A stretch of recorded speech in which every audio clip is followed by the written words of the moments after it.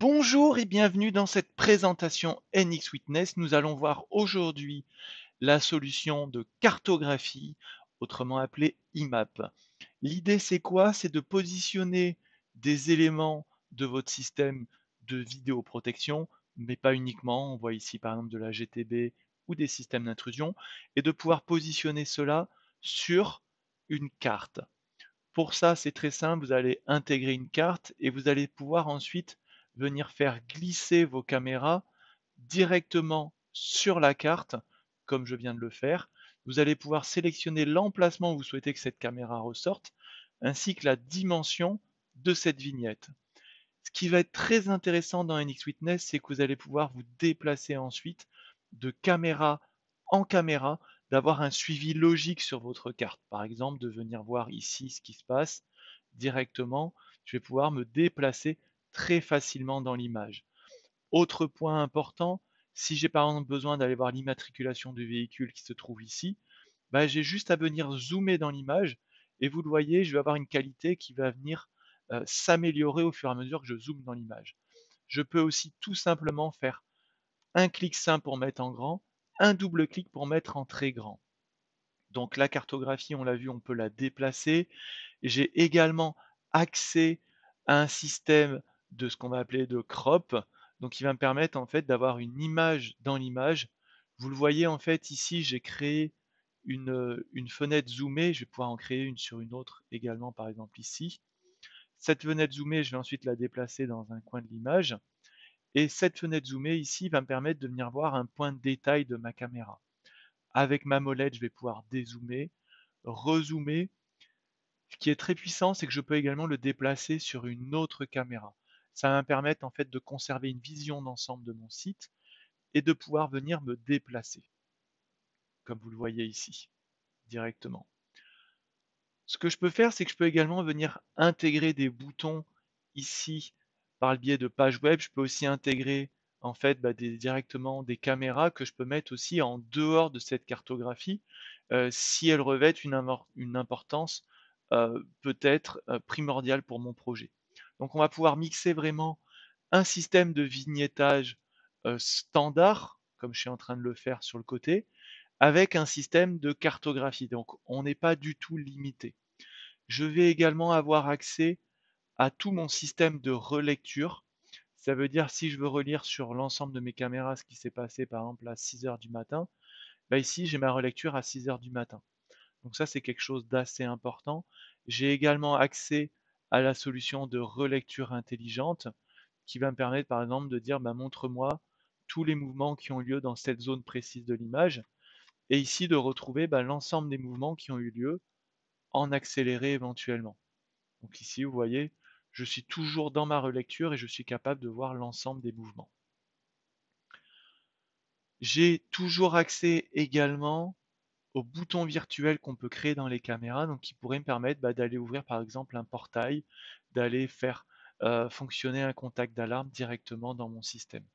Je retrouve ici la possibilité aussi de remonter les informations d'intrusion d'un système tiers et à cet endroit-là, par exemple, de venir créer des alertes, vous voyez, alerte déclenchée incendie, directement sur mon VMS.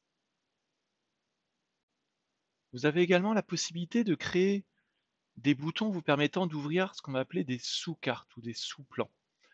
Pour ça, vous allez positionner un bouton à l'endroit qui vous intéresse, donc par exemple sur le bâtiment A que j'ai ici. J'ai juste à venir approcher ma souris, cliquer sur BAT A. Et vous voyez automatiquement, j'ai une mise en page qui vient s'ouvrir, qui s'appelle Démo IMAP intérieur, et qui va reprendre en fait le plan intérieur de mon bâtiment avec les caméras intérieures qui seront à leur tour positionnées sur les emplacements des différentes caméras. On peut retrouver éventuellement des boutons, etc. On va pouvoir faire pas mal de choses dessus. Et on a la possibilité en fait de venir créer un bouton de retour qui va me permettre quant à lui de revenir dans ma cartographie initiale ou qui pourrait m'emmener aussi sur une autre cartographie ou même sur une mise en page. Euh, Ici, c'est accès BAT A, mais ça aurait pu simplement aussi ne pas ouvrir une mise en page IMAP, mais simplement une mise en page comportant 9 caméras sur une mosaïque standard.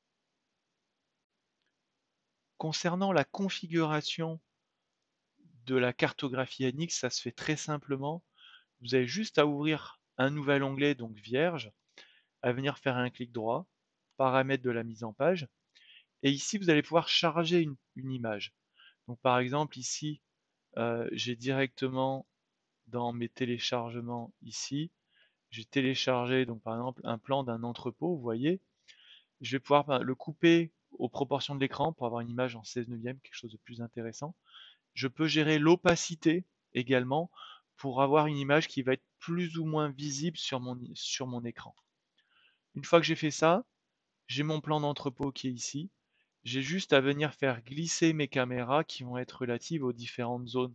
Donc par exemple ici, je peux très bien avoir une caméra qui vient filmer le quai numéro 2, une autre qui vient filmer l'entrée du site, une autre qui serait basée peut-être au niveau des rayons qui se trouvent là. Donc ça, c'est sans limite, vous pouvez les positionner où vous voulez, donner les dimensions que vous souhaitez.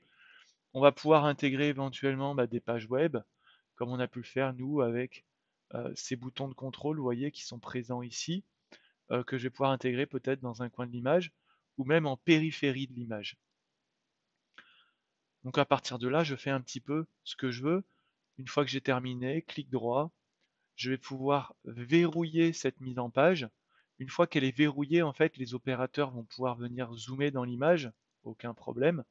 Par contre, ils ne pourront plus les déplacer, ils ne pourront plus non plus modifier les dimensions de la mise en page. Si je souhaite le déverrouiller, clic droit, je déverrouille et je vois que je peux à nouveau venir déplacer mes éléments visuels. Quand j'ai terminé, je vais pouvoir l'enregistrer, par exemple, je vais l'appeler IMAP entrepôt. Vous allez être amené régulièrement à faire ce même travail, mais pour une commune. Pour ça, ça va être assez simple. Je vous conseille d'aller utiliser le logiciel Google Earth Pro. Vous positionnez sur la commune qui va vous intéresser. Je vais rester par exemple sur celle-ci. Sachez que dans Google Earth, vous avez la possibilité de changer l'orientation du nord. Je vous le déconseille pour ne pas perdre les opérateurs. Par contre, vous avez la possibilité de créer en fait une sorte d'effet un peu d'incliner la caméra pour avoir un effet peut-être un peu plus pertinent. Je vais remettre mon nord au nord. Voilà, là c'est chose faite. Une fois que c'est fait, je vais aller créer ma petite vue un peu sympathique. Vous cliquez ici sur enregistrer l'image et vous allez pouvoir sélectionner la résolution. Donc moi je vais prendre une résolution en 4K. Vous pouvez essayer de voir pour de la 8K, par contre vous serez limité sur une image de 15 mégabits maximum. Une fois que c'est fait, vous enregistrez l'image. Plan ville 4K, j'enregistre. Je retourne dans NX Witness, paramètres de la mise en page, arrière-plan.